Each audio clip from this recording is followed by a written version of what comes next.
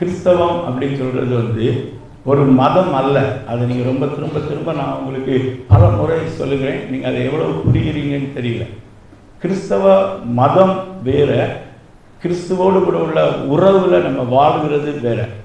தேவனோடு கூட ஒரு மனிதனுக்கு எப்போ ஒரு உறவு ஏற்படும் என்று சொன்னால், எப்பொழுது நாம் தேவனுடைய வார்த்தையை நம்முடைய வாழ்க்கையிலே ஏற்றிருக்கிறோமோ, வார்த்தைக்கு முக்கியத்துவம் கொடுக்கிறோமோ, அப்போதான் நம்ம தேவனோடு கூட உள்ள உறவில் வாழ முடியும். தேவனோடு கூட நம்மை இணைக்கிறது தேவனுடைய வார்த்தை.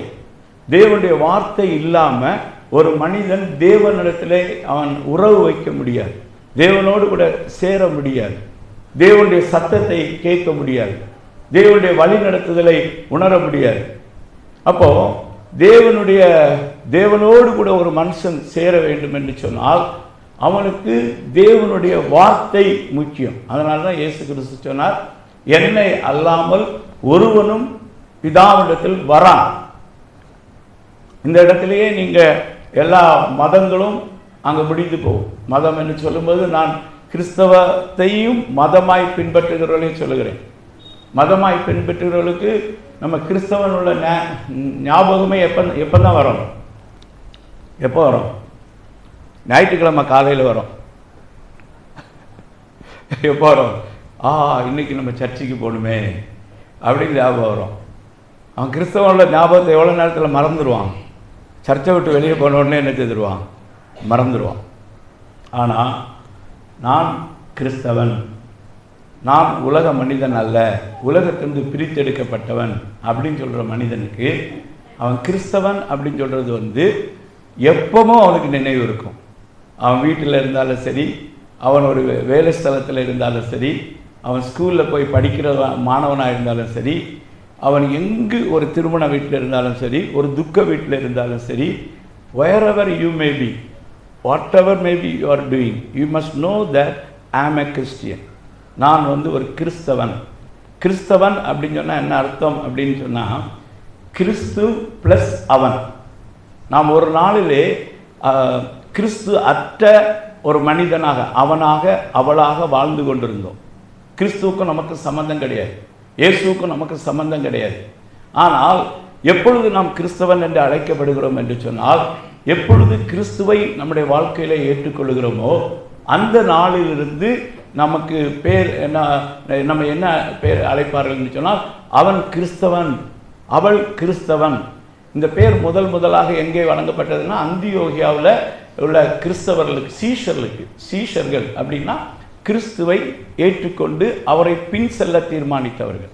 சீஷர்கள் யார் என்று சொன்னால், அவர்கள் தனக்குள்ள எதை காட்டிலும் தேவனை நேசிக்கிறவர்கள். தன்னுடைய மனைவியை காட்டிலும், தன்னுடைய பிள்ளைகளை காட்டிலும், தன்னுடைய பதவியை காட்டிலும், படிப்பை காட்டிலும், தன்னுடைய பெற்றோர்களை காட்டிலும், தன்னுடைய சொத்தை காட்டிலும், தன்னுடைய எல்லா மேன்மைகளை காட்டிலும், தன் ஜீவனையும் காட்டிலும், தன்னுடைய ஜீவனை காட்டிலும் அவரை நேசிக்கிறவன் அவன்தான் சீசன்.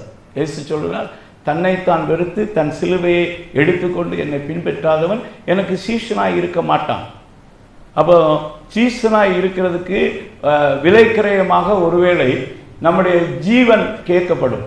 நீ இயேசுவை பின்பற்றினால் உன்னை கொலை செய்வோம் அப்படின்னு சொன்னால், ஓகே பரவாயில்ல, கொல்லுங்க, நான் இயேசுவை தான் பின் செல்லுவேன் என்று சொல்லுகிறவர்கள். நீ இயேசுவை பின்பற்றால் மனைவியை விட வேண்டியது இருக்கும், பரவாயில்ல, உன்னுடைய பிள்ளைகளை நாங்கள் கொன்றுவோம், பரவாயில்ல அப்படின்னு சொல்கிறவன் தான் சீஷன். எதை பண்ணாலும் பரவாயில்ல, நான் இயேசுவை பின்பற்றுவேன் தீர்மானிக்கிறவன் தான் சீஷன். அந்த சீஷர்கள் தான் கிறிஸ்தவர்கள் என்று அழைக்கப்பட்டார்கள்.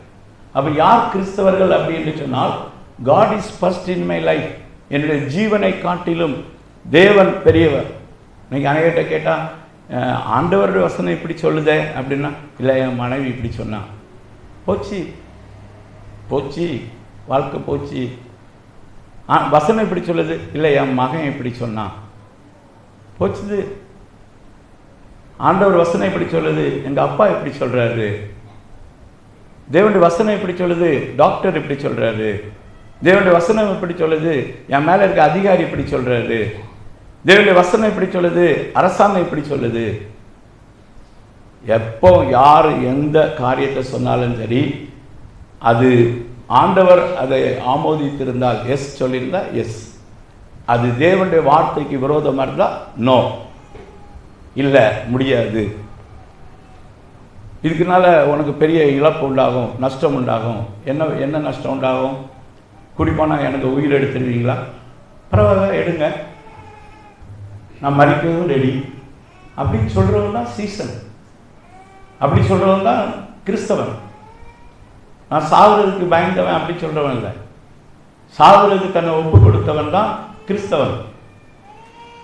அதனால இயேசு சொன்னார், உங்கள் சரீரத்தை கொண்டு கொல்லுகிற வல்லவருக்கு நீங்கள் பயப்படாதபடிக்கு உங்கள் ஆத்துமாவையும் சரீரத்தையும் நரகத்தில் அழிக்க வல்லவருக்கே பயப்படுங்கள். அப்போ யாருக்கு நம்ம பயப்படணும்? நித்திய காலமாக நம்மை நரகத்தில் அழிக்க வல்லமையுடைய தேவனுக்கு ஒருவருக்கு தான் நம்ம பயப்பட வேண்டும்.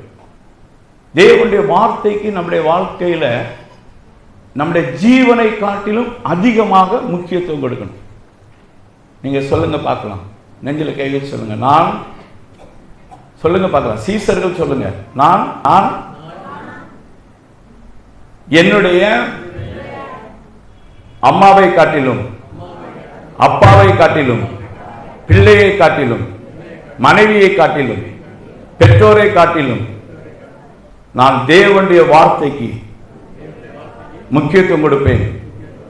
என் ஜீவனை காட்டிலும் நான் தேவனுக்கு முக்கியத்துவம் கொடுப்பேன். உண்மையா சொன்னீங்கன்னா எல்லாரும் கை தட்டி தேவனை சோதரிங்க பார்க்கலாம்.